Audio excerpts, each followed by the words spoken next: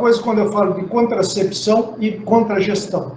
Contracepção são os métodos contraceptivos. Nós hoje vamos falar sobre os métodos hormonais. Tem os métodos não hormonais que podem ser usados. Isso vocês vão ler depois para confirmar. E contragestão, isso surgiu uma droga chamada RU486, que é o nifepristone, que ela é uma droga abortiva. Ponto. Ela foi desenhada para ser assim. A mulher não usa método contraceptivo durante o mês, o casal não usa.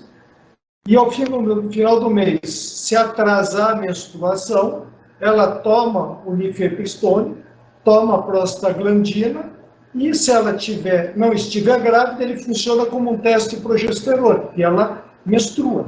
Se ela estiver grávida, ela aborta. E se ela não abortar, tem que fazer curetagem ou anil, porque ela é uma droga teratogênica. Então, ela só é liberada nos países em que o aborto é permitido. Então, essa droga dá brigas no mundo inteiro, problemas religiosos e tal, tem toda uma discussão sobre o uso dessa droga, mas ela é abortiva, ponto, não tem dúvida, ela foi desenvolvida para isso mesmo. Passando agora, em termos de métodos contraceptivos, o que vocês devem sempre lembrar que a escolha do método é sempre da paciente. Não independe do que eu gosto ou do que eu não gosto. Quando a paciente vem nos procurar para usar o método contraceptivo, nossa função é mostrar para ela os métodos que tem, isso a gente tem que desenvolver, aprender, a gente aprende um modo de contar os métodos que tem. Eu já fiz a anamnese da paciente, eu vou ver o que ela pode e o que ela não pode. Nós vamos discutir ali os critérios de elegibilidade.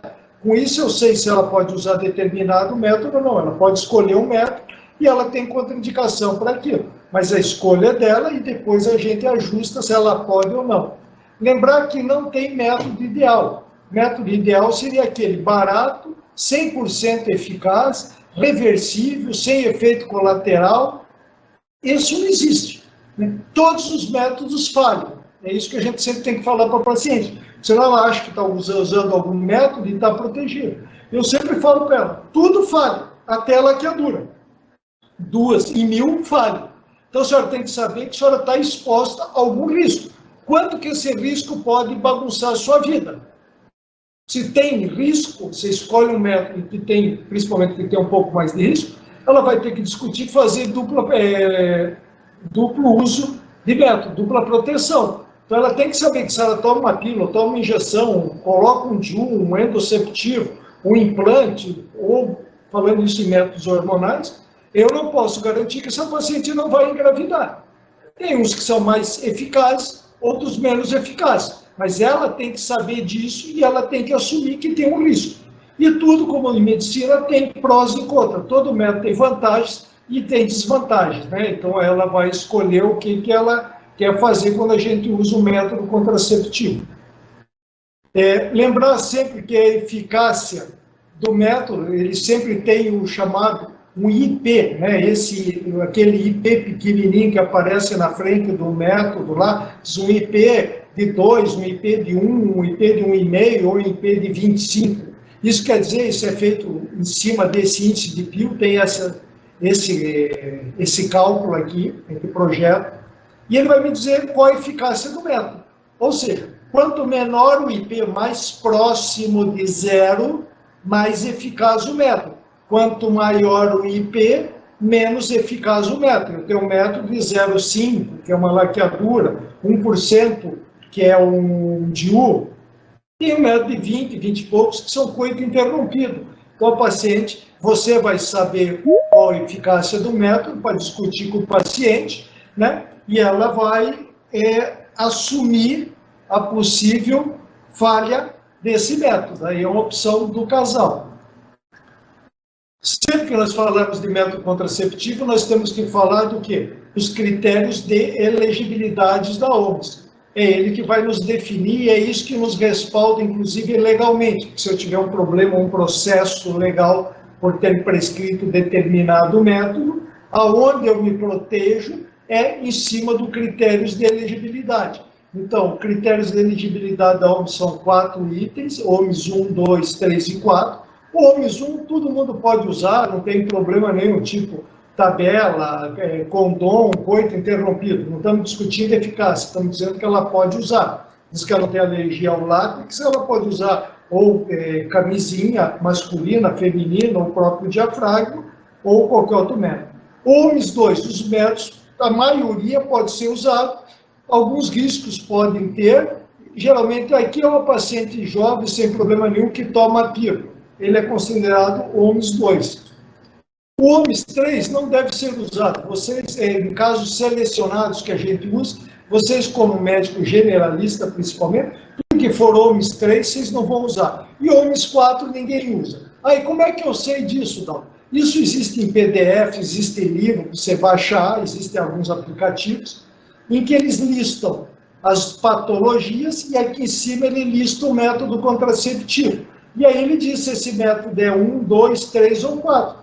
Com o tempo você vai aprendendo, você guarda alguns. Às vezes eu tenho uma paciente que tem uma patologia que eu estou acostumado, que eu nunca tenha visto, pode acontecer de eu ter que ir lá no livro, né, no livrinho da OMS, e ver o que aconteceu. E de tempo em tempo, conforme os métodos vão acontecendo, eu posso ter um número que era 2, de repente virar 3, ou um 3 virar 2. Mas, mais ou menos, você não tem grandes mudanças nas edições que tem tido. A não ser que são mais métodos novos que vão surgindo e eles vão enquadrando dentro dos critérios de elegibilidade. Lembrar que o respeito aos direitos sexuais e reprodutivos deve ser sempre o pilar ético-político da paciente. Eu devo eu não devo usar nem minha opinião pessoal, nem minhas opiniões religiosas, políticos-religiosas. Eu tenho que me basear em medicina e o que a paciente quer usar. Eu não tenho que dar opiniões fora de opiniões médicas para esse paciente. Então, não tomar decisões para o paciente, não impor escolha, não emitir juízo de valor, somente realizar a prescrição após avaliação clínica, né, básica, e sempre que você tem que oferecer um acompanhamento para esse paciente, para a gente ver. Quando falo que todos os métodos contraceptivos evitam completamente a possibilidade de ocorrer uma gestação, e se eu estiver usando o método corretamente eu não engravido, é mito. Né? A gente já comentou que eu posso ter falha, mesmo usando o método bem usado. Eu tenho um risco pequeno de falha. Vamos entrar, alguma dúvida até aqui, que agora eu vou entrar nos métodos hormonais. Se tiver alguma dúvida, se para não se prolongar, se quiserem, pode me parar, ou marque e a gente discute ao final da aula também. Vocês veem do jeito que vocês quiserem fazer. Vamos começar com as anticoncepções hormonais.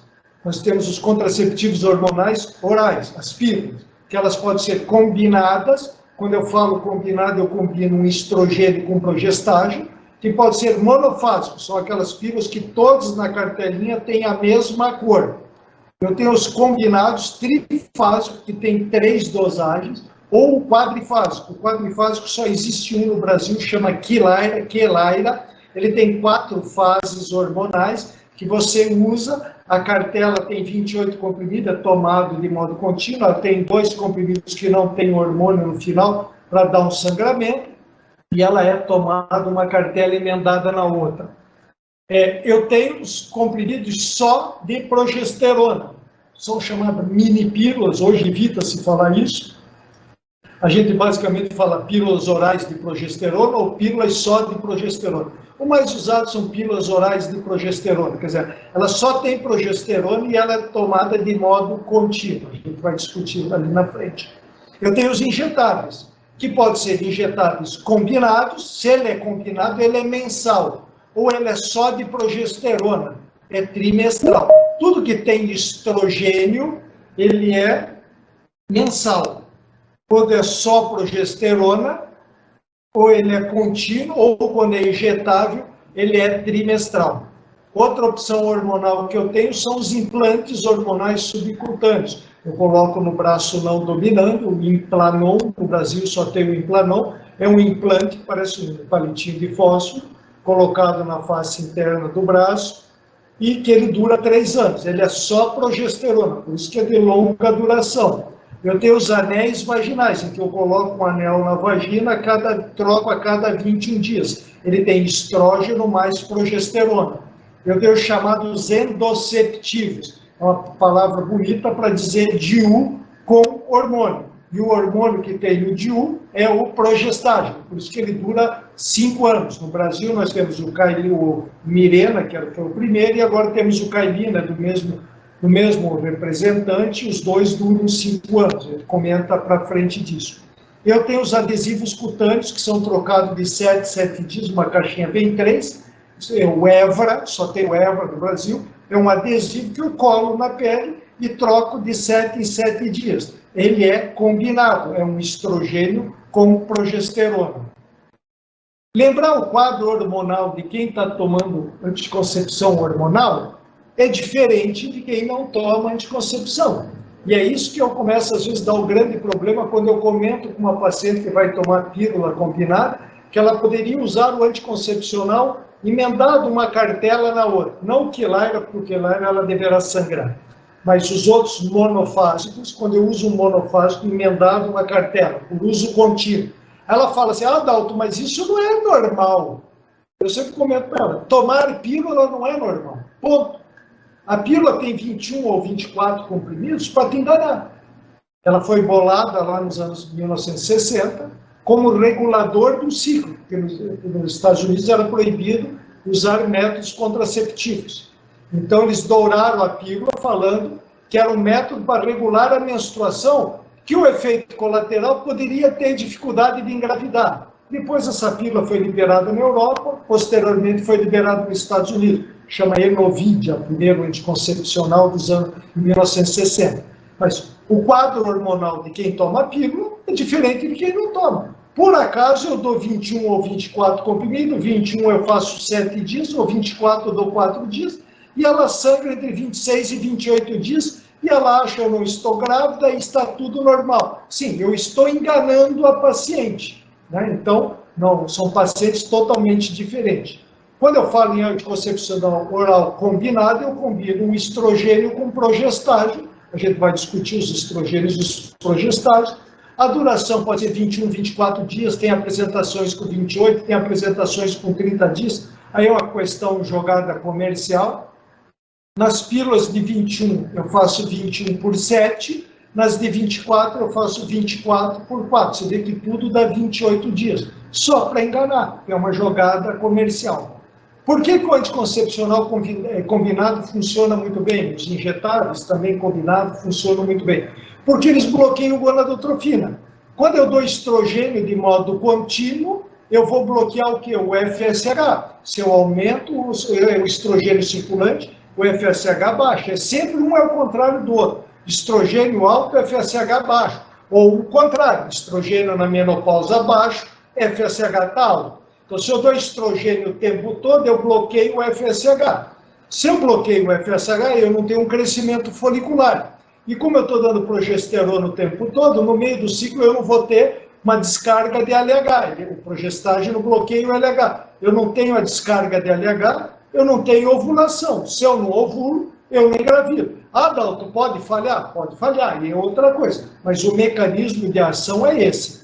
Além do que, quando eu estou pílula combinada, hormônio combinado, eu estou dando estrogênio. E é isso que me faz uma boa estabilidade endometrial. Por isso que a paciente geralmente cicla certinho. Quando eu uso só progesterona, eu posso ter irregularidade menstrual. Posso até ficar em amenorreia, mas posso ter irregularidade, porque eu não tenho o estrogênio dando estabilidade no endométrio. E se eu dosar o hormônio de quem está tomando pílula e mostrar para vocês a dosagem do FSH e do estradiol, vai parecer que ela está numa fase folicular precoce, bem no comecinho do ciclo. Os dois estão baixos. Nós temos mais ou menos 136 formulações no mercado. Dessas, 103 só não tem o estrogênio, que é o etilil-estradiol. Todas as outras, o estrogênio é o etilil-estradiol. Então é fácil de lembrar. Né? Qual estrogênio? Se você tiver que chutar, você sempre vai chutar etilil-estradiol, porque você vai acertar em 98% das vezes. Eu tenho pílula, uma pílula com valerato de estradiol, que é o hormônio natural, e tenho uma pílula com 17 beta-estradiol, que também é o estrogênio natural. Para nós, ginecologistas, muito sedutor eu poder usar um anticoncepcional com estrógeno natural. Mas ainda não tem nenhum trabalho dizendo que ele é melhor do que o etilil estradiol, que é sintético. Então, se eu tenho uma mesmo estrogênio, que é sempre a mesma pílula, por que eu tenho tantas formulações no mercado? E por que eu não tenho uma pílula e tenho várias combinações no mercado? Que além de evitar filho, eu tenho que ver o que eu quero além de evitar filho. É o chamado efeito não contraceptivo.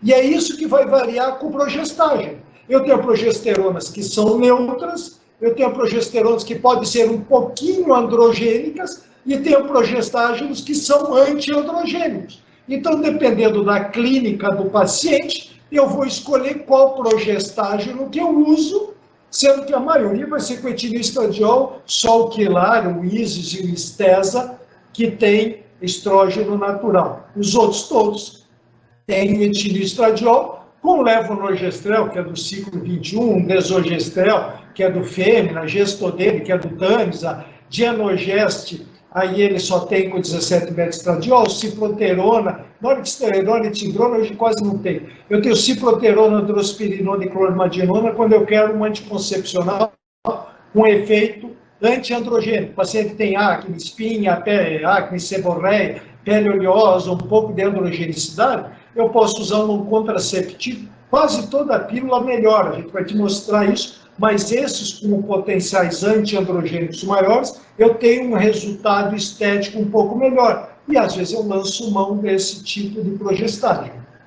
A escolha para ver o anticoncepcional é que ele seja bem eficaz, de preferência o índice de PIL de zero, que não acontece isso, mas o mais próximo de zero, que tenha um bom controle de ciclo, que eu não tenha escapes durante o uso, que eu não tenha efeito adverso, e que eu não tenha um impacto no perfil metabólico, principalmente glicêmico e lipidograma dessa paciente. Então, nem glicídico, nem lipídico dessa paciente. Esse seria o ideal, e é isso que eu tento usar quando escolho o anticoncepcional.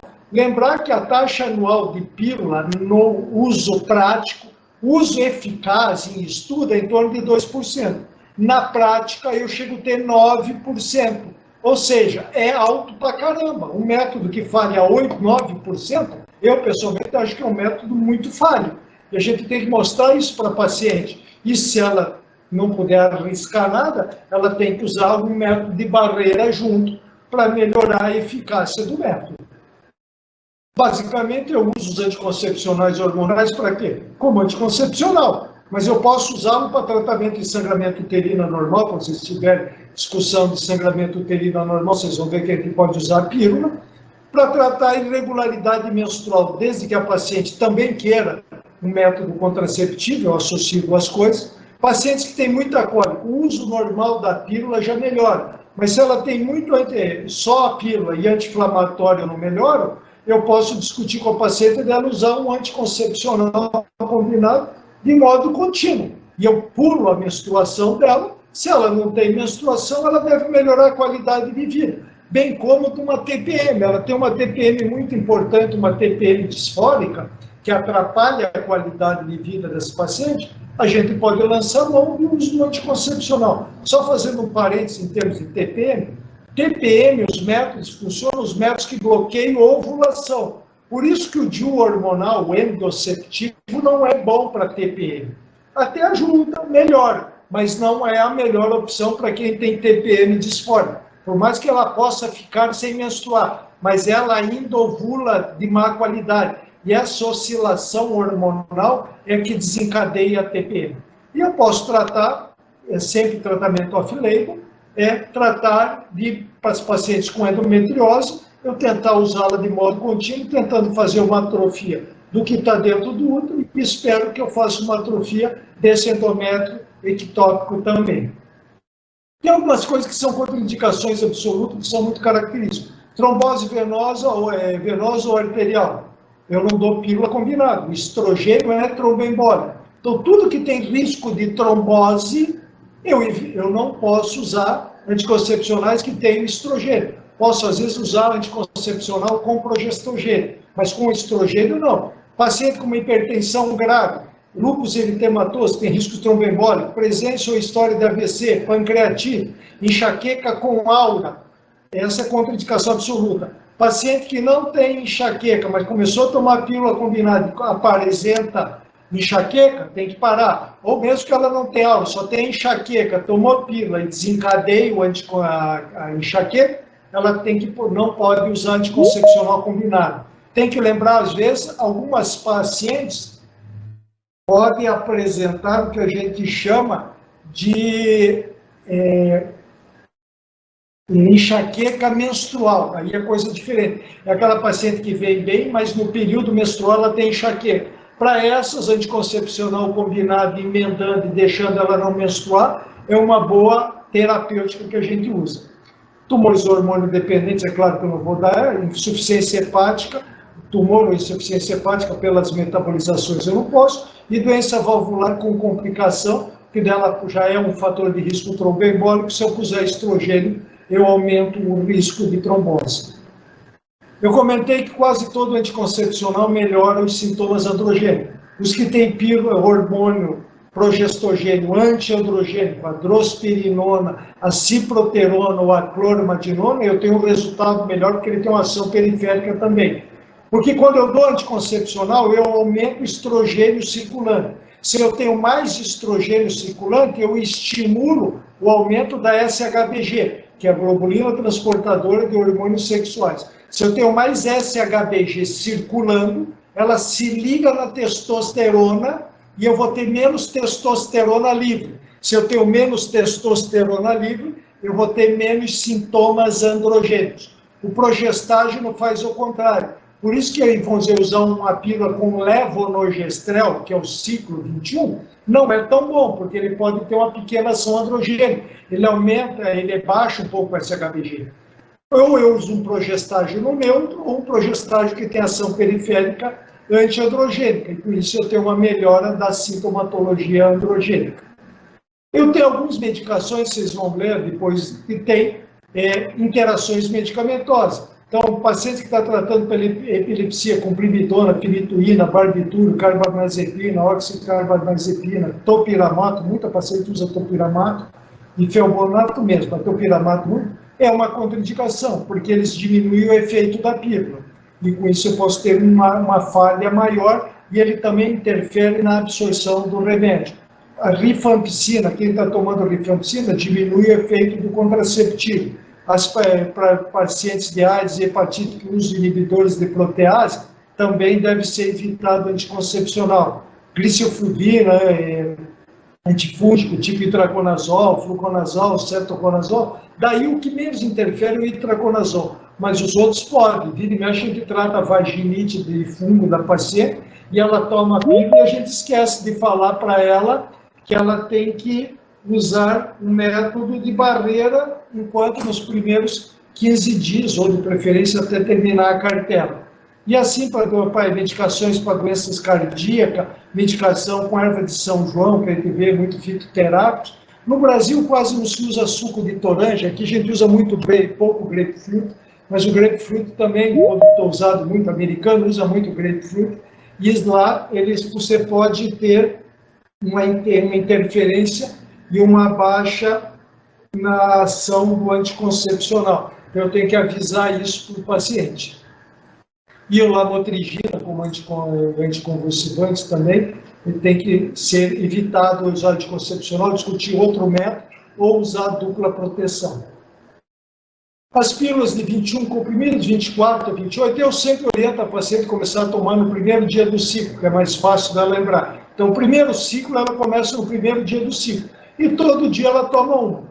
É 21 comprimido? Eu falo para ela, o mesmo dia da semana que a senhora vai terminar, vamos dizer, uma terça-feira, semana que vem, o dia para frente. Então, a senhora vai terminar na terça e vai começar na quarta.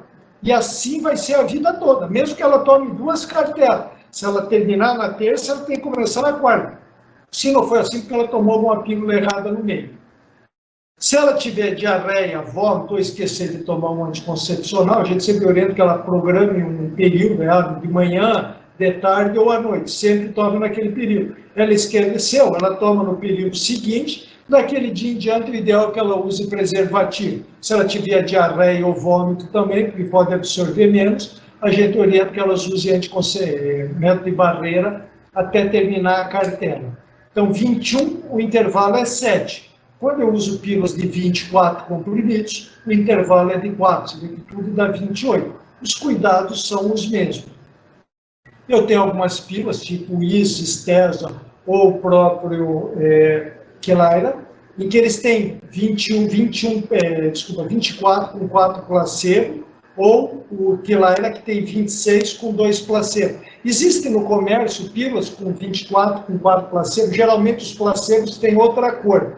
Quando eles são monofásicos, ele tem todas as cores, 21, 24 comprimidos, todos de uma cor, e mais 4, quando é de 21, tem 7 comprimidos de outra cor, quando são de 24, eles têm 4 comprimidos de outra cor. Dessas cores, é só para ela não errar quando tem que começar a tomar nova cartela. Ele não tem hormônio, ela vai sangrar nesse período. Se por acaso ela não quiser menstruar, que ela quer menstruar, entre aspas, não quiser sangrar, eu peço para ela pular esse placebo e emenda uma outra cartela. O Kelaira não dá para fazer isso, com Stesa, com IS ou com as outras anticoncepcionais monofásicos que tem placebo, é só pular o placebo e emendar a nova cartela dos componentes ativos, que não tem problema, ela deverá ficar sem sangrar.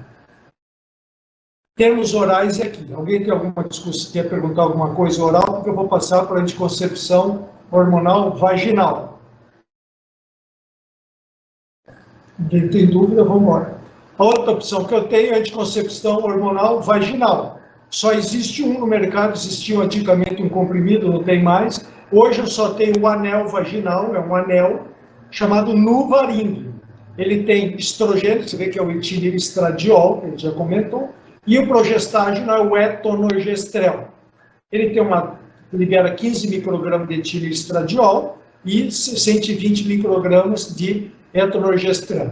Você troca a cada 21 dias. Nesse eu não ponho no primeiro dia da menstruação, porque está sangrando e tal, ele incomoda. Então a primeira cartela eu peço para ela colocar entre o terceiro e o quinto dia, porque geralmente nesse período ela está sangrando menos. E ela coloca. Aí aquele dia que ela colocou, ela conta 3 semanas, ao final de 3 semanas ela tira, fica uma semana livre e coloca de novo. Então tira numa terça e coloca numa quarta. Ou se ela quiser sempre colocar na terça, pode, não tem problema, é mais fácil às vezes delas lembrarem. Nesse período que eu tirei, ela vai sangrar. Se ela não quiser sangrar, ela tira um anel e coloca outro anel na mesma hora e segue o baile, sem problema nenhum. Isso é muito bom para quem tem efeitos gastrointestinais com a pílula, pacientes que esquecem de tomar pílula, quer dizer, então o ideal é que ela use um anticoncepcional que é fácil dela, é difícil dela esquecer. Está lá colocado na vagina, eu oriento que ela coloque hoje em celular, né, põe a tal dia que tem que trocar, ela tem que trocar a cada 21 dias. O problema dele é que ela é cara, custa em torno de 70 a 90 reais, para a grande maioria da população é um anticoncepcional caro, mas é uma opção interessante.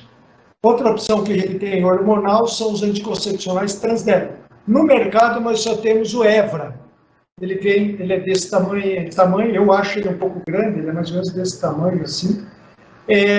Vem 3 numa caixa vem 3, ele troca um a cada 7 dias. Então, de 7 em 7 dias ela troca. Ela pode colocar no primeiro dia da menstruação, aí no final, colocou numa segunda, na outra segunda ela tira, coloca outra, na outra segunda ela tira, coloca outra, na outra segunda ela tira, fica uma semana sem e volta a usar. Então, uma caixinha vem 3, etileristradiol. Esse é o único anticoncepcional que vem em bula dizendo que não deve ser usado em paciente acima de 90 quilos. Isso faz com que a gente fique um pouco meio preocupado com os outros. Os outros anticoncepcionais não vêm em bula. Esse vem em bula que não deve ser usado em pacientes acima de 90 quilos que apresentam falha. Então, a gente tem que orientar esse tipo de paciente não é, por mais que ela queira usar, se ela tiver mais de 90 quilos, não deve ser usada. Então, locais. Eu normalmente oriento colocar perto do suco glúteo, na nádiga, perto do suco glúteo, que aqui ela põe o biquíni, maiô, coisa, não fica aparecendo. Qualquer outro local que ela colocar, acaba ficando aparecendo, vão ficar perguntando. Aqui na região inguinal, ela dobra muito a perna, pode, às vezes, ajudar a descolar. Não pode ser colocado nem na mama, nem na vulva. No resto, ela pode colocar em qualquer lugar da pele que ele absorve sem problema. Tem que sempre perguntar se essa paciente não é muito tóxica. Se ela tiver alergia, eu tenho medo que vira e mexe, elas fazem alergia pela cola do Eva, e aí fica incomodando, irrita muito, aí elas não aguentam usar, vai fazer um processo alérgico. Mas é um bom método. Nos anticoncepcionais combinados, eu tenho a opção de usar o quê? Uso estendido com pausa programada, quer dizer, ela usa 2, 3 ou 4 cartelas e faz uma pausa, ela fica com medo, será que eu não estou grávida? Será que não tem problema? Para essas pacientes que são muito ansiosas, você pode fazer uma programação, pede para começar a usar de 2 em 2 cartelas, aí não precisa fazer 7 dias nem 4. Faz um intervalo de 3 dias só. Quanto menor o intervalo entre as cartelas, mais eficaz é o método. E a chance dela esquecer é menor, esquecer de recomeçar é menor. Você perde, ela usa 2 cartelas, para 3 dias, usa 2 cartelas. Quando perdeu o medo, usa 3, usa 4. Eu normalmente oriento para uso contínuo, falo para ela começar no primeiro dia e usar de modo contínuo. Até quando? Até o dia que sangrar. Uma hora pode sangrar. Se sangrar, ela para 3 dias, começou a sangrar, não adianta brigar. Para 3 dias, deixa descamar e começa no 4º dia pelas pílulas que sobraram mesmo, tá? Isso vocês já viram que é só para pílulas monofásicas, né? Pílulas trifásicas ou quadrifásicas, não. A outra opção que a gente tem são os anticoncepcionais hormonais injetáveis combinados. Eu tenho qual? Conhecidos são o Perlutão, o Ciclo Dark, eles usam o aceto querido de hidroprogesterona com enantato estradiol. Ele é usado no 8º dia do ciclo, no mesmo dia, eles falam para no mesmo dia que a senhora menstruou, na semana seguinte a senhora toma a injeção. Ele pode ser usado entre o 7º e o 9º dia, eu nem falo isso para a paciente, porque ela começa cada hora a fazer um jeito. Eu sempre falo para ela, menstruou, na semana seguinte a senhora toma a injeção. Tem que ser na nádega, não massagear, intramuscular profundo na nádega, e não massagear o local. Pode encurtar o ciclo, tem que lembrar que eu dou um pico de hormônio e ele vai caindo, ele liga na célula gordurosa e vai liberando. Se paciente principalmente muito magro, ele pode cair mais rápido, ele pode fazer ciclos mais curtos. Esse é um risco do anticoncepcional injetável, qualquer das formulações. Eu, pessoalmente, gosto mais dessa formulação, do Mesigina ou do Norigina, que é o enantato de noritesterona com valerato de estradiol com estrogênio natural.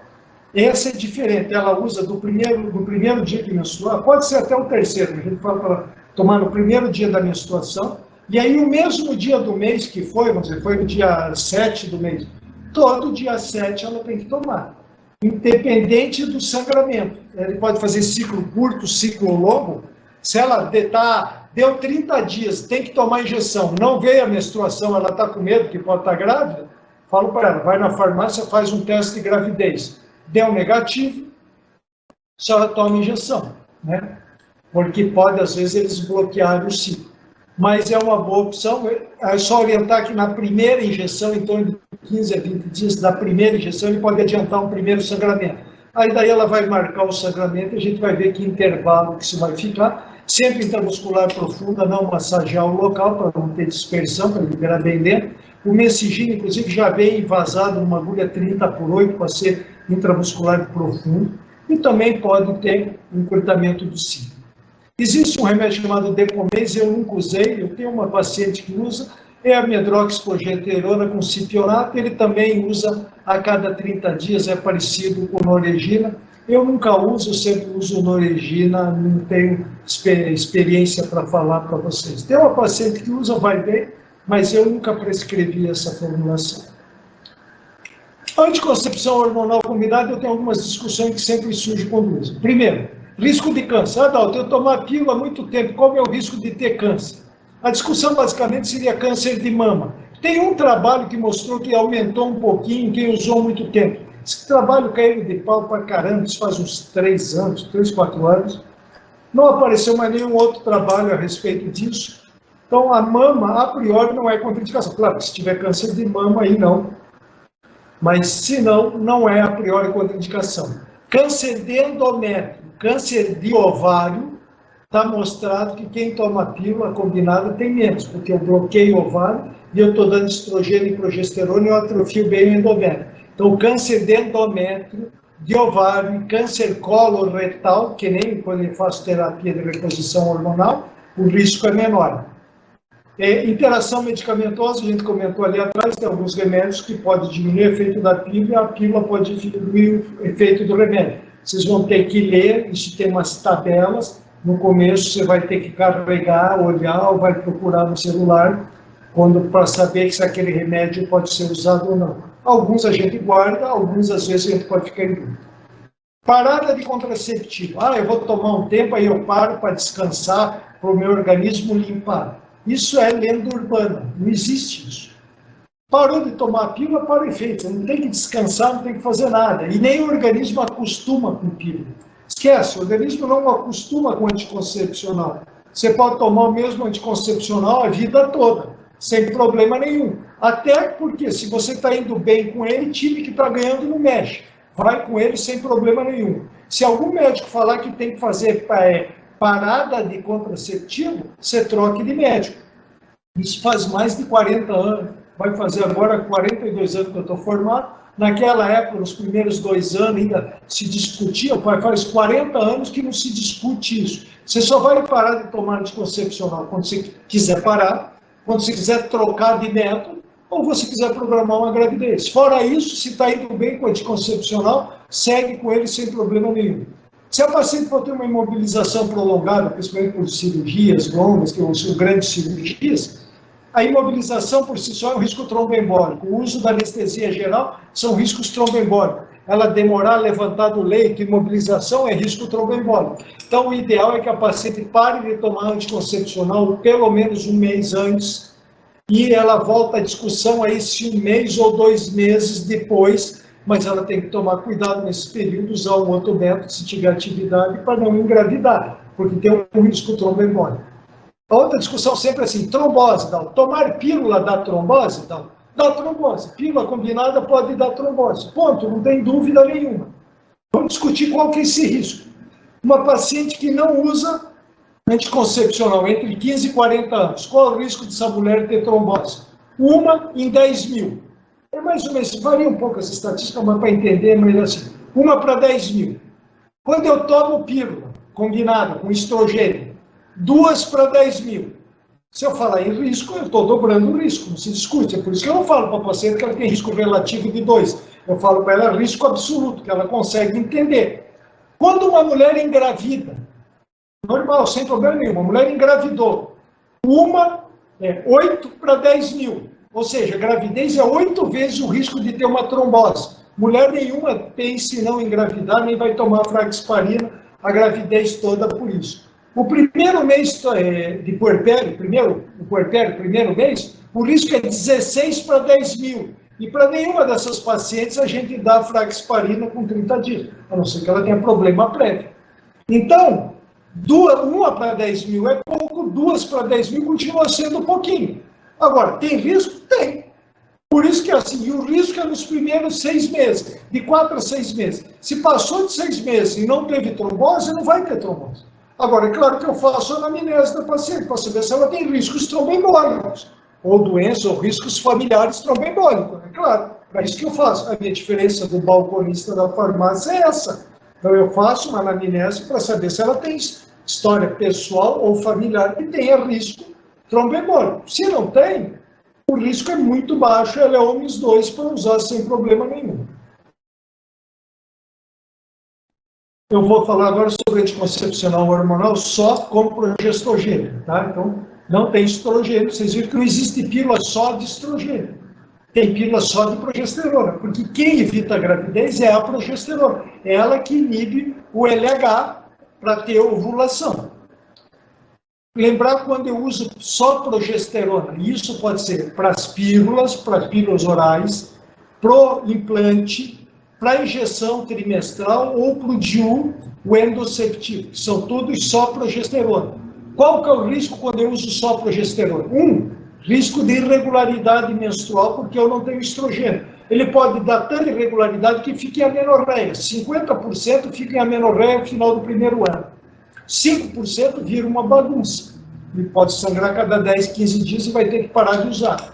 Outra coisa, se ela tem sintomas androgênicos, ele não desencadeia, mas se a paciente tem sintomas androgênicos, ele potencializa os sintomas androgênicos. Ela tem pele oleosa, acne, se usar progestágeno, vai piorar. Isso tanto em Planon, endosceptivo, oral ou trimestral, vai piorar. Se ela já tem o pé fora da casinha, se é meio depressiva, se usar progestágeno, vai piorar a depressão da paciente. Né? Ele não dá depressão, ele potencializa quem tem. Então, para isso que eu faço a anamnese e vejo o perfil dessa paciente. Tá? Por mais que ela queira usar, eu vou falar para ela, isso piora o seu quadro. Tá?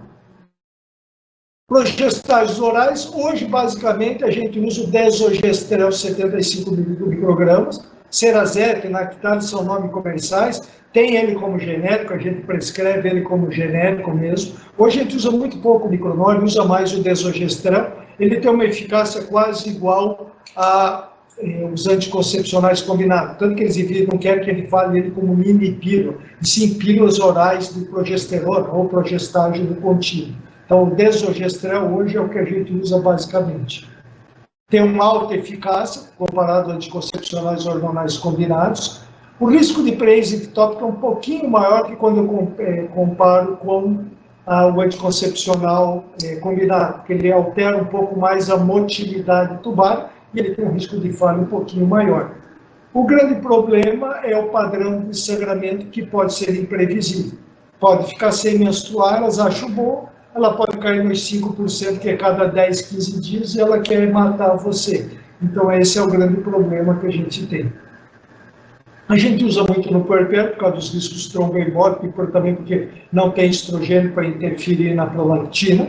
A gente começa entre 10, 30 e 45 dias do parto e usa contínuo enquanto estiver dando de mamar. Na hora que ela parou de dar de mamar, se ela está em amenorreia e está gostando do método, ela pode continuar. Se ela parou de dar de mamar e está tendo irregularidade menstrual e não tem contraindicação, ela pode voltar a usar o método combinado. Então, nas não puerpério, a gente começa no primeiro dia da menstruação, eles são caixas de 28 comprimidos e ela toma de modo contínuo, uma cartela enfiada na outra. Pode sangrar ou não sangrar, toma contínuo, não para. Pode menstruar normalmente entre 21 e 35 dias, pode fazer ciclo curtinho, menos de 21, pode fazer ciclos longos ou pode ficar até em amenorreia, que ocorre em 50% dos casos. Outra opção são os progestágenos injetados, nós só temos um no mercado. Nome comerciais temos dois, né? O Depo-Provera e o Contracept, são acetato de medroxiprogesterona, 150 miligramas. Se usa no primeiro dia, pode ser do primeiro ao quinto, a gente fala primeiro, mas pode ser do primeiro ao quinto dia do primeiro ciclo, e dali em diante, de 90 em 90 dias. Intramuscular profundo na nádega, como é progesterona, eu posso ter irregularidade. A gente usa muito ela no puerpério, porque é muito bom, a paciente tem que ficar lembrando, está dando de mamar, correndo com o nenê e tal, ainda tem que lembrar de tomar pílula, né? Eu acho uma medicação ótima para usar no puerpério, e eu tenho algumas pacientes que tomam fora do puerpério também, estão em amenorreia, acho maravilhoso, ele custa em torno de 30, 30 e poucos reais, cada 3 meses, quer dizer, elas se adaptam mesmo. Em termos teóricos, o Depo-Provera pode dar ganho de peso quando eu comparo com as pílulas combinadas. Eu dessas minhas pacientes tomo sem problema nenhum. Eu tenho pacientes pós-bariátricas que não querem usar DIU e elas já baixaram de peso, estão em torno de 80, 90 quilos, e elas sangram muito às vezes. Aí eu tenho usado o Depo-Provera para essas pacientes para tentar deixá-las em amenorreia, para elas sangrar menos, para espoliar menos, que é uma opção. Fazendo já até falando em cirurgia bariátrica, quem faz cirurgia bariátrica, principalmente as desobstrutivas, não pode usar anticoncepcional oral. Eu não dou anticoncepcional oral nem para as que fazem sleep. Eu acho que quem faz cirurgia bariátrica, o ideal é que ela use métodos DIU de cobre. Eu não gosto de DIU de cobre porque elas tendem a sangrar um pouquinho mais. Depende do perfil do sangramento da paciente. Se ela já sangrava muito, eu não coloco DIU de cobre, eu uso DIU endosceptivo ou eu coloco em Planon. Né? Então, eu acho mais interessante para esses pacientes.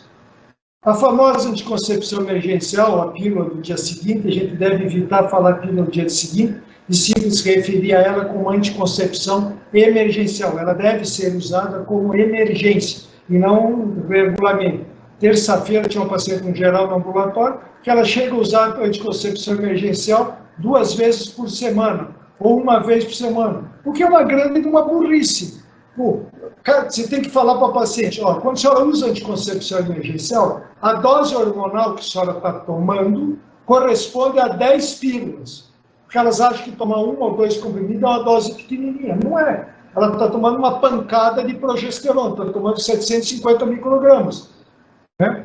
Desculpa, 1.500 microgramas em 2 pílulas. Se um ciclo 21 tem 150 microgramas cada comprimido, ela está tomando 10 comprimidos. Se ela toma mais de 1 vez por mês, ela está tomando igual uma cartela ou mais. O risco de falha é maior do que ela tomando a pílula todo dia. Então, ela deveria ser um método para emergência. Quando eu tenho um coito desprotegido ou vitimização sexual e a paciente não usa método contraceptivo, ela está exposta, né, a uma gravidez. Eu tenho que lançar a mão para alguma coisa. Usou camisinha, rompeu a camisinha. Ou ela usava um diafragma, e o diafragma saiu da posição. Ou ela veio lá e falou, não, eu eliminei no DIU. É raro acontecer isso, mas pode acontecer. E eu mantive relação no ontem. Né? O que eu posso fazer? Lançar a mão de uma anticoncepção emergencial para essa paciente.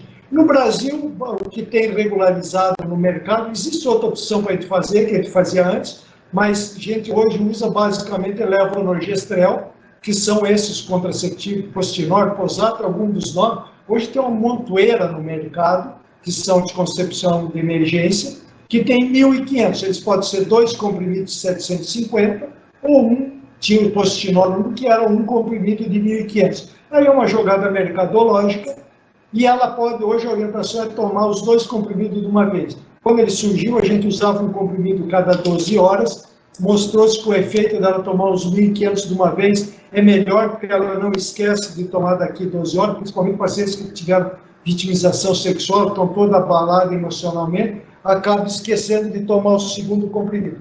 Então, o ideal é que ela tome os 2 comprimidos o quanto antes. Quanto antes eu tomar, mais eficaz é o método. Quanto eu posso usar, quando originou isso, falava-se usar até 72 horas de um coito desprotegido.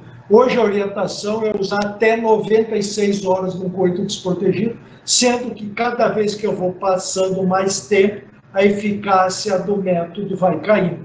Entre não fazer nada e lançar a mão dele, é o que a gente tem. Lembrar que ele não protege contra ISTs e nem contra AIDS. Em termos de anticoncepção emergencial sem hormônio, eu posso lançar a mão de colocar um DIU de cobre. É uma técnica, é altamente eficaz. No Brasil, a gente usa muito pouco, geralmente no lugar que tem. A demanda por anticoncepção emergencial é basicamente espontânea. Os pacientes vão na farmácia e já compram, elas raramente vão no médico para pedir um anticoncepcional emergencial. Isso é mais, às vezes, em clínica privada, que ela pode ligar para o médico. Na rede básica, ela nem consegue marcar consulta. Hoje, todas elas já viram falar disso, elas vão por demanda espontânea na farmácia e tomam. Tá? Aqui eu vou falar agora do implante. Eu já tinha falado, o implante ele é só de progesterona. É um implante de etonogestrel, de 68 miligramas, que ele vai liberando progesterona diariamente. No subcutâneo tem uma duração de 3 anos. Os efeitos colaterais é o comum dos progestágeos. Irregularidade de ciclo, pele oleosa, depressão, potencialização de processos depressivos. É altamente eficaz? É. Não tem interferência do paciente, a gente vai discutir o que são os LARCs, e são eficazes por causa disso. Ela não tem que lembrar, não tem que tomar nada, ele está ali no braço e funciona direto, né? Funciona muito bem. Quando é que eu posso colocar um implanão? A paciente não usa nada, vai lá no meu consultório, eu posso colocar. Geralmente, se ela tem vida sexual ativa e não está usando nada, eu peço para ela vir no período menstrual, teoricamente ela não vai estar grávida, e eu coloco.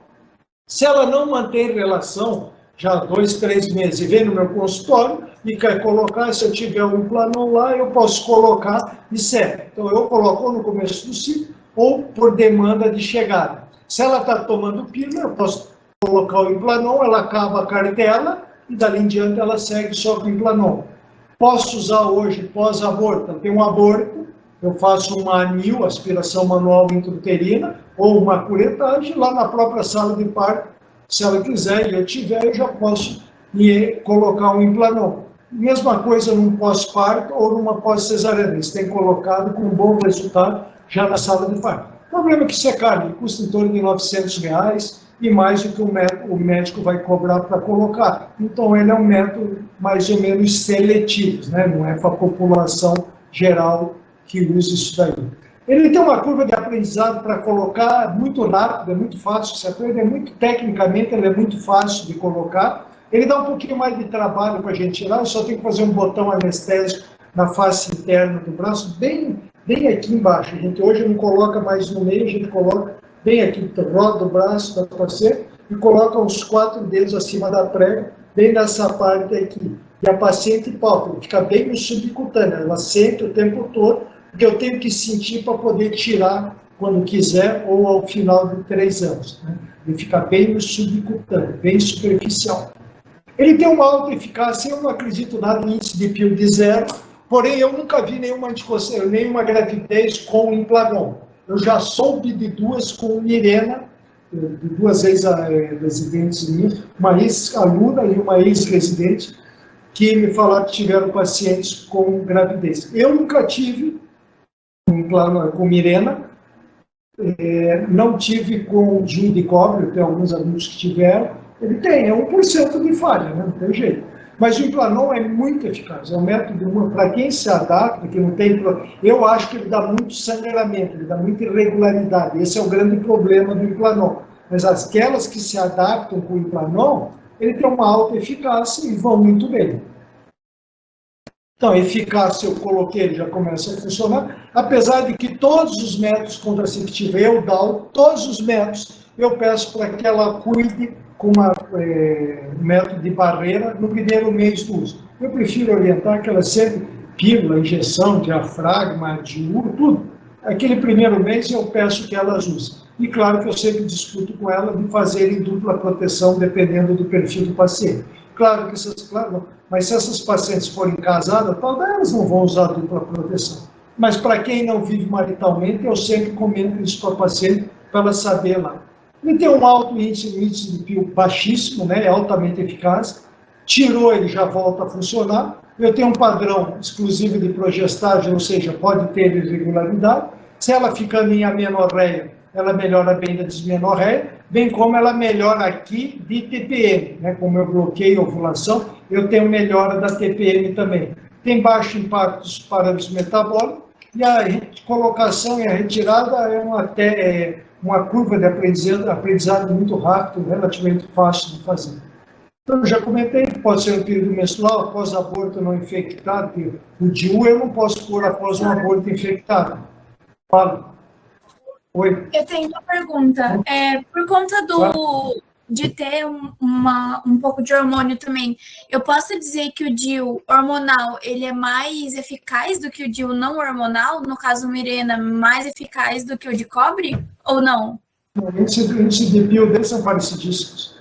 Não muda muito. Depende do que eu quero de efeito. A paciente sangra muito, quer tentar ficar em amenorreia, tem dismenorreia, aí eu uso DIU de hormonal. Senão não tem vantagem de usar DIU hormonal.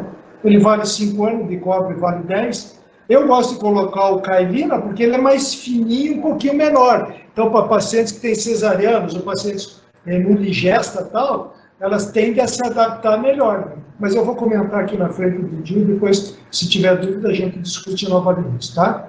Eu já vou falar do DIU aqui na frente e a gente volta a isso. DIU são abortivos? Basicamente não, eles são altamente eficazes, então eu não tenho uma ação abortiva aqui.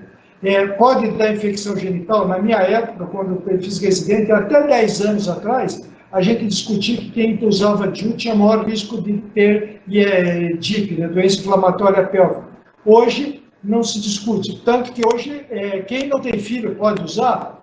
Pode usar. Tanto que a Sociedade de Pediatria, a Sociedade de Ginecologia, tanto nacional como internacional, orienta que as pacientes nuligestas e pacientes adolescentes, mesmo adolescentes sem filhos, pode usar DIU, tanto hormonal ou não hormonal. Eu tenho que adequar o tamanho do DIU com a cavidade uterina, tá? Hormonal, só para lembrar, os DIUs de cobre, tem o T de cobre 380, que vale 10 anos, tem o de cobre prata, que vale 5 anos. Eu não consigo ver vantagem usar o DIU de cobre prata. O que fala que dá menos sangramento, que tem menos efeito, isso é falácia, não tem nenhum trabalho, os trabalhos não mostram isso, tá? O DIU de cobre, ele vale por 5 anos. A prata só está aqui para dar mais eficácia, para evitar que o cobre quebre menos. Só por isso. E ele foi testado em 5 anos, ele não foi testado em 10. O que, na verdade, tem que durar 10 anos. Ele tem 380 milímetros de cobre, só que como isso daqui é mais caro e o laboratório, ele quer que você troque a cada 5 anos. Eu não coloco o DIU de cobre prata, eu coloco o DIU de cobre. Ou DIU hormonal, que é o que nós vamos comentar. No Brasil, nós temos o Mirena, que é o que já tinha, e temos o Cailina, que ele é um pouquinho menor e com um pouquinho menos, metade do hormônio dele. Mesmo assim, os dois valem por 5 anos. E é uma progesterona, é o levonorgestrel, o mesmo progestágeno que tem no ciclo 21.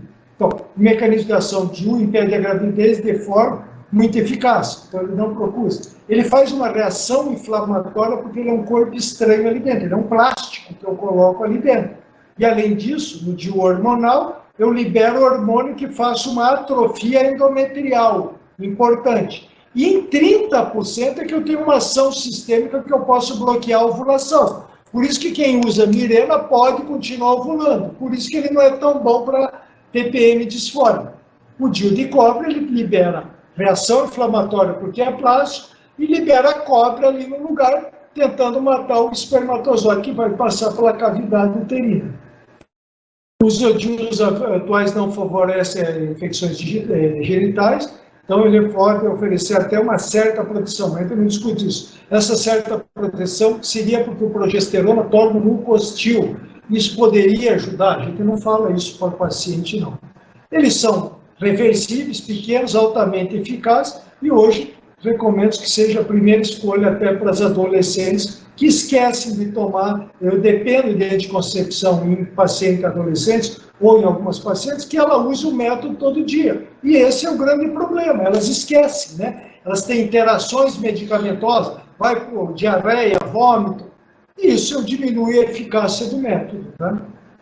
Onde é que eu coloco? Geralmente a gente coloca no consultório mesmo, raramente eu preciso levar para o centro cirúrgico. Eu tenho mais ou menos 0,5%, uns 3% que eu tenho que levar para o centro cirúrgico. Ou porque o colo está muito fechado e eu não consigo passar o esterômetro, ou a paciente tem um limiar de dor muito baixinho, que só de eu colocar espéculo e pinçar o colo, elas reclamam muito de dor. E querer infiltrar para anestesiar não vai resolver. Esse tipo de paciente, aí eu acabo levando para o centro cirúrgico. Tem que tomar cuidado com a paciente dormindo, o risco de eu perfurar o útero é maior, porque ela não reclama de dor, às vezes eu posso fazer um falso trajeto. Ele é muito rápido, depois que você aprende a colocar, a inserção é muito rápida, volta, se quiser, atividade no mesmo dia, e para tirar, a gente corta o fio mais ou menos uns 2 a 3 centímetros do orifício externo, você pega o fio com o Cherron e puxa e tira o DIU sem problema. Paridade. Hoje a gente não discute mais, né? Tanto que para adolescente ele coloca. O que se discute é número de parceiros. Quanto mais número de parceiros essa paciente tiver durante a vida dela, maior o risco dela ter um IST. Então, o risco maior não é o DIU, é o número de parceiros. Se ela usar DIU e usar preservativo, não tem problema. Se ela não usa e tem vários parceiros, você tem que discutir com ela que ela está arriscada a ter um IST. Né? Então, ela tem que saber o que ela quer fazer. O paciente já teve uma gravidez ectópica. Ela teve gravidez ectópica por azar do azar, ou ela teve uma gravidez ectópica porque ela tinha uma lesão tubária já, com uma inflamação, uma DIP, isso que levou para a ectópica. Ela perdeu essa trompa, eu já tirei uma trompa, o paciente só tem uma trompa. Eu não coloco DIU. Eu coloquei esse dia numa paciente, mas ela teve que escrever lá e assumir o risco. Se só tem uma trompa, eu vou arriscar com ela, eu fico com certo receio para colocar. Não tem uma contraindicação formal, mas tem que ser discutido com o paciente. Malformações uterinas ou miomatose que deformem a cavidade, aí não dá para colocar DIU, porque ele não vai ficar bem posicionado dentro da cavidade uterina. Os anticonceptivos ou DIUs hormonais, eles são progestágeno, liberam progesterona, levonorgestrel, e dura 5 anos. No mercado nós temos o Mirena e temos o Cailina. O Mirena é o que já tinha mais tempo, ele tem 52 miligramas aqui no reservatório e libera 20 microgramas por dia, dura 5 anos, tem uma forma de ter.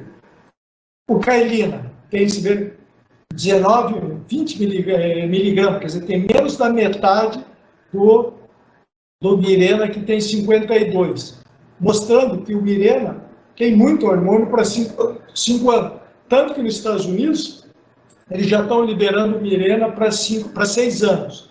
Na bula, no Brasil, ainda não, ela está 5 anos. Mas nos Estados Unidos, eles já estão liberando para se usar o Mirena por 5 anos. Eu acho que vai liberar até 7 anos, porque as pacientes continuam um período de amenorreia, que é sinal de que ele está liberando hormônio.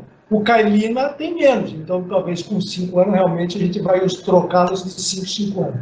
Ele tem um fio com cores diferentes e o Cailina tem um anelzinho de prata aqui em cima. Se eu fizer ultrassom e aparecer aquele anelzinho eco-refligente, se a paciente não souber qual DIU que é, aquele anelzinho é o do Cailina. Ele é um pouquinho menor e um pouquinho mais fino, então às vezes me facilita para eu colocar num colo muito fechado, mas varia.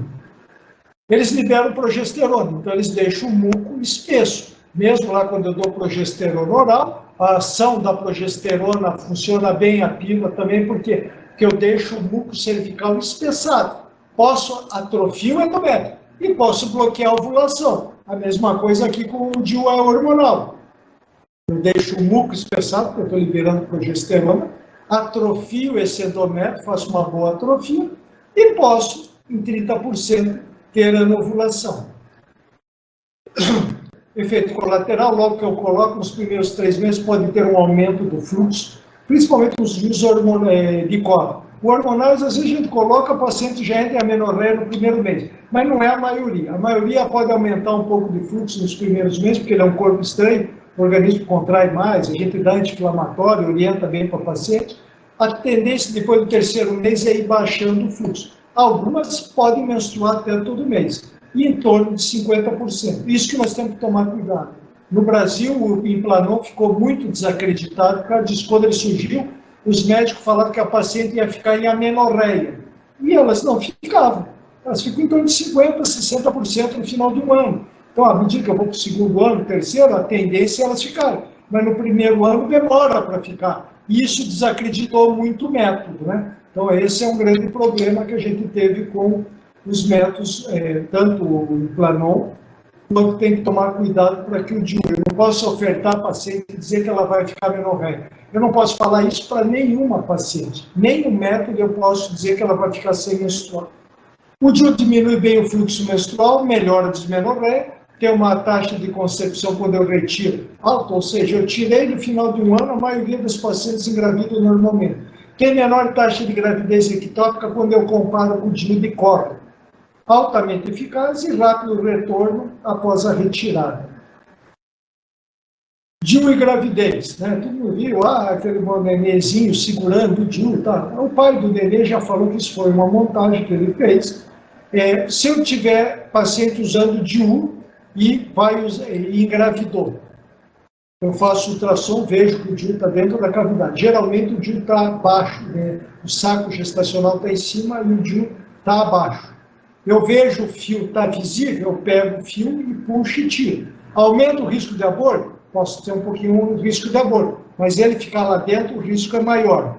Se o fio não tiver visto, ou o DIU está bem lá em cima e o saco gestacional está perto dele, o que é raro, a maioria ele baixou e a gravidez está acima do DIU. E o fio não está visível, fica o DIU lá dentro e segue a gravidez. E qual é uma gestação de risco? Não, não é gestação de risco nenhum, pré-natal normal. Qual que é a via de parto? Via de parto obstétrica, não vai mudar nada. Se é parto normal, se é cesariana sem problema nenhum. A via de parto é obstétrica. Eu vou comentar um negócio que hoje cada vez se fala mais, até para vocês depois provam, concursos, aí sempre está se discutindo. São chamados LARCs. LARC é Long Action Reversible Contraception, ou anticoncepção de longa duração. Quem que se enquadra na longa duração? São os métodos acima de 3 anos de duração. Por quê? Por causa do Implanon, que é 3 anos. Então, é Implanon, endoceptivo, que é 5 anos, e DIU de cobre, que é 10 anos. Então, esses 3 grupos é que compõem os LACs. Implanon, implante da subderme, endoceptivo, no Brasil, o Carlina e Mirena, e o DIU de cobre. Tá?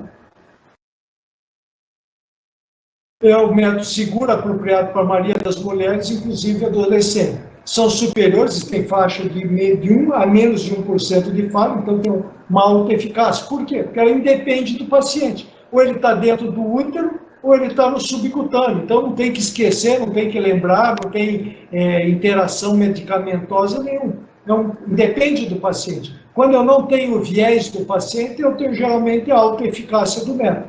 E adolescentes com alto risco de gravidez não planejada podem e devem se beneficiar. O ideal é conversar sempre com a paciente que vai fazer anticoncepção, vem procurar anticoncepção assim. A senhora deseja engravidar quando? Mais de 3 anos?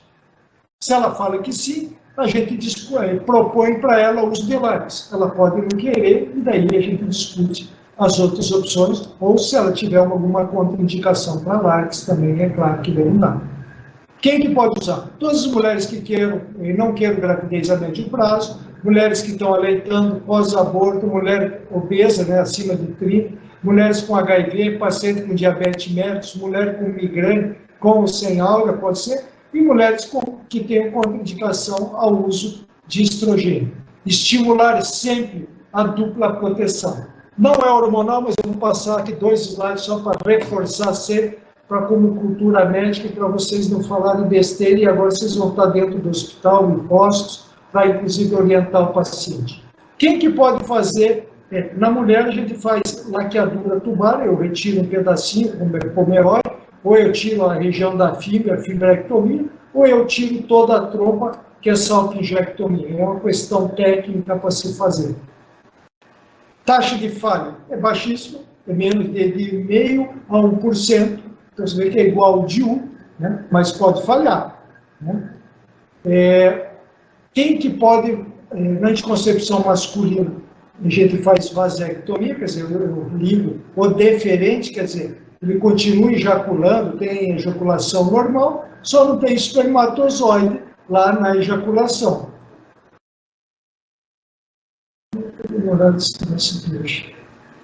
Quem que pode fazer contracepção cirúrgica, homem ou mulher? É a mesma coisa. A lei é de 1996, é o que está valendo até hoje. O que mudou é que antes a capacidade civil plena em 96 era acima de 21 anos, hoje a capacidade civil plena é acima de 18 anos. Ou se os pacientes casarem legalmente, eles assumem capacidade civil plena. Tem outras coisas, passar em concurso público e tal, tudo adquire capacidade civil plena. Mas, de um modo geral, capacidade civil plena é acima de 18 anos. Então, ele tem que ter capacidade civil plena e maior de 25 anos. Ou, aí é que foi a briga desde a época e tal, pelo menos 2 filhos. Ou seja, se eu tenho capacidade civil plena, ela tem 19 anos, e tem 2 filhos vivos, por lei ela pode fazer laqueadura. Para evitar isso, que é um absurdo, o que a gente peita o paciente e eles não sabem? A gente fala, é acima de 25 anos e 2 filhos. Mas isso está ao arrepio da lei. O Ministério da Saúde fala isso, mas a normativa do Ministério não pode se sobrepor à lei maior. E a lei maior não diz isso. E tem no Congresso agora, está uma proposta para ser 21 anos, nem 25. Está como 21 anos. Vamos ver o que vai acontecer. Entenderam? Então a gente fala 25 anos e 2 filhos para segurar, para não fazer laqueadura em pacientes jovens. Porque, teoricamente, se ela tiver 25 anos e não tiver filho, ele pode fazer laqueadura ou vasectomia também. Se ela tiver maior de 25 anos e tiver capacidade civil plena, não tenha problema psiquiátrico, nada, bem orientado, ela pode fazer laqueadura ou vasectomia. tem que ter um período mínimo de 60 dias entre a manifestação da vontade e o ato cirúrgico. Não é para... se a paciente tiver risco de vida à saúde da mulher ou do futuro com certas doenças ligadas ao sexo ou risco de uma nova gravidez, testemunhado em relatório escrito por 2 médicos, aí ela também pode fazer, mesmo não tendo filho ou tendo um filho só, que daí é uma indicação médica. Lembrar sempre que a esterilização é proibida no período de parto ou aborto, exceto de casos de comprovada necessidade, que é raro, ou por cesarianas repetidas, é a partir da 3ª cesariana, não é a partir da 2ª. Ela vai ter o 2º filho? Não, ela tem que ter 2 filhos já, é a partir da 3ª cesariana que ela pode ter, ou se tiver algum risco lá técnico, que a paciente tem um útero, que rompeu o útero, teve algum problema que ela não possa ter outra gravidez, você vai fazer e vai ter que justificar para ver isso daí. Basicamente é isso. Estou à disposição. O que vocês querem perguntar?